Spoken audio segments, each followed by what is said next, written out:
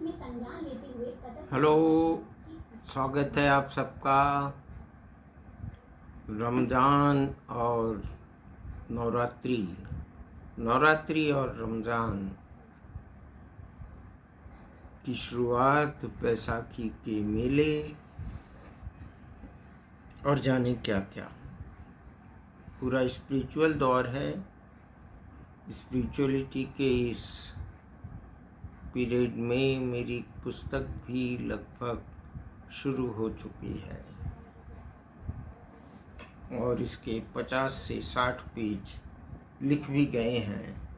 Audit करेंगे तो हो सकता है कि उनमें से कुल 40 पृष्ठों को ही हम ओके करेंगे। बहरहाल मसला ये है कि 2 खबरें हैं हिंदुओं को लेकर। मैं आज फिर पाकिस्तानी बच्चों से बात करना चाहता हूँ, यूथ से बात करना चाहता हूँ। बीबीसी में पिछले 2-3 दिन पहले एक रिपोर्ट पब्लिश की, उसे आप देखिए। और पाकिस्तान में क्या पढ़ाया जा रहा है इसके बारे में मैंने लगभग हफ्ते भर पहले या 5 दिन पहले, उसके पहले ही जो बीबीसी रिपोर्ट आई है उसके पहले ही एक स्थिति स्पष्ट कर दी थी टॉक शो में, और आप लोगों को बताया था कि हम किसी भी संप्रदाय को लेकर काफ़ी उल्टा सीधा बच्चों को नहीं पढ़ाते हैं। लेकिन आपकी कंट्री में ख़ास तौर पर पाकिस्तान के सिलेबस में, बच्चों के सिलेबस में काफ़ी कुछ उल्टा सीधा लिखा है। आप बीबीसी की रिपोर्ट भी पढ़ सकते हैं, जिसका लिंक हम डिस्क्रिप्शन में दे ही देंगे। और हम आपसे चाहेंगे कि आप सबसे पहले बीबीसी की रिपोर्ट देखिए, फिर हम बताते हैं कि हिंदू कौम किस तरह से अपने काम को अंजाम देती है और किस तरह से वो किसी भी रिलीजियस आधार पे कोई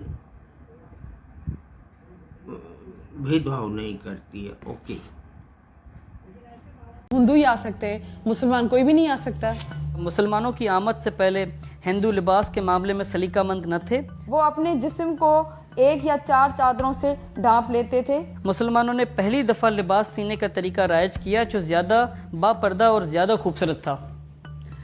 मेरे हिसाब से लिबास का कोई मज़हब थोड़ी होता है, किसी मज़हब की कोई यूनिफॉर्म नहीं होती। कपड़ों का ताल्लुक आपका कल्चर, आपकी तहजीब, आपके मुआशरे से ताल्लुक रखती है बात। मुझे जो कंफर्टेबल लगेगा मैं वो पहनूंगा अपनी वेदर के हिसाब से, और जिस ओकेजन पे या जिस मौके पे जो चीज़ पहनना चाहूँ तो वो मेरा राइट बनता है, फ्रीडम है मेरी। इसी बुक के पेज नंबर 2 पे यहाँ पर लिखा हुआ, तंग नजरी ने हिंदू समाज को मफलूज कर रखा था। औरत को फर्वोत्तर मकाम दिया गया था, यानी कि इंफीरियर। क्या लिख रहे हैं ये? हमारे हिंदू मजहब में औरतों को इतने हुकूक हासिल हैं, शायद ही कहीं हासिल हो। हम 5 बहनें हैं, तो हमारी फैमिली में ऐसा कभी नहीं हुआ। इवन इतनी इज्जत और इतनी रिस्पेक्ट दी जाती थी शुरू से। जो कपड़े मेरे लिए आते थे बहनों के लिए भी वैसे ही सेम शॉपिंग होती थी। जो खाना मेरे लिए आता था, उनके जो खिलौने मेरे लिए आते थे, बहनों के लिए भी वही चीज़ें आती थी। कभी फ़र्क हमने देखा ही नहीं। हिंदू मजहब में अगर आप देखें तो देवियों की तो पूजा की जाती है। बेटियों को मतलब ऐसे कि घर की लक्ष्मी कहा जाता है कि वो बरकत होती है घर की। लिखा था जिन्होंने, उनके हाथ नहीं कांपे। मुझे लगता है कि उन्होंने बहुत नाइंसाफी की है। ये जो चीज लिखी हुई है ये तो बिल्कुल उलट है। तो मैं क्या पढूं? वो जो मैं देखूं, वो जो मैं पढूं। ये चीज भूल गए कि बहुत से हिंदू हैं जो पाकिस्तान को आगे करने के लिए भी काम कर रहे हैं। आप मजहबी हमागी, रवादारी और काफी ऐसी चीजें सिखाए। मैं इन राइटर्स को और इनके साथ साथ इनके पूरे एडिटोरियल बोर्ड को यही मशवरा दूंगा, होश के नाखून ले लें। निसाब को स्क्रूटनाइज करने की जरूरत है और फौरन जितना कर लें बेहतर है।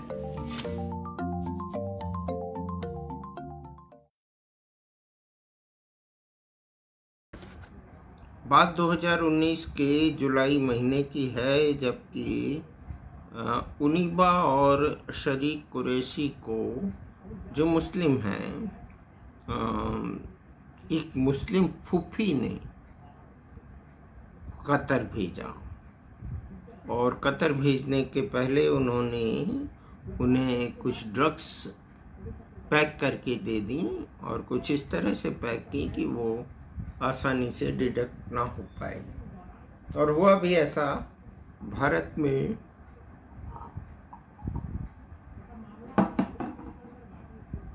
तो उसे डिटेक्ट नहीं कर पाया, लेकिन कतर एयरलाइंस ने उनका जो एयरपोर्ट है वहाँ पे उन्हें आइडेंटिफाई कर लिया। उनीबा और शरीक कुरैशी जो हैं वो 2019 में ही कतर की जेल में चले गए और उस जेल में लगभग 2 साल उनको रहना पड़ा। इस बीच उनको 10 साल के सेंटेंस भी हुआ, सज़ा हुई। देखिए, ये